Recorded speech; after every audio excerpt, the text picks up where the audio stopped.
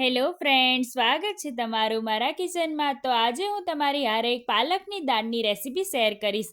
આ રેસીપી મને મારા ભાભીએ શીખવાડી હતી. મેં તો આ પહેલી જ વખત બનાવી છે, પણ બહુ જ મસ્ત બની છે હો. તો એના માટે આપણે 1/4 કપ જેટલી તુવેરની દાળને સારી રીતે પાણીથી ધોઈ લઈશું અને એમાં આપણે 2 કપ જેટલું પાણી, સ્વાદ પ્રમાણે મીઠું અને 1 ટમેટું નાખીશું. દાળની 3 વિસલ કરી લઈશું. તો હવે પાલકના પાનમાં આપણે 1 કપ જેટલું પાણી નાખીને 5 મિનિટ સુધી સ્ટીમ કરી લઈશું. તો હવે પાલકની પેસ્ટ બનાવી લઈશું. આ રીતે આપણે બ્લેન્ડર વડે ઝેરી લઈશું.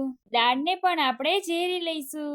તો હવે દાળના વઘાર માટે તપેલીમાં 3 ચમચી જેટલું તેલ નાખીશું. હવે એમાં આપણે સૂકા મસાલા નાખી દઈશું. 1 ચમચી રાઈ, 1 ચમચી જીરું, થોડી હિંગ, આદુ, લસણ, મરચાં અને ડુંગળીની પેસ્ટ નાખી દઈશું.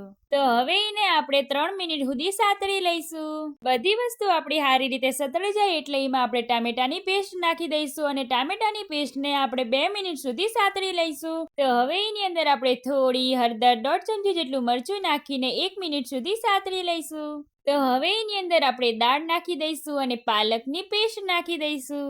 તો હવે દાળને આપણે 7 મિનિટ સુધી ઉકાળી લઈશું. તો હવે છેલ્લે આપણે થોડો ગરમ મસાલો નાખીશું. તો દાળ બનીને તૈયાર છે. તો તમે પણ બનાવો, બહુ જ મસ્ત બને છે હો. બાકી રેસીપી ગમી હોય તો લાઈક કરવાનું ના ભૂલતા હો.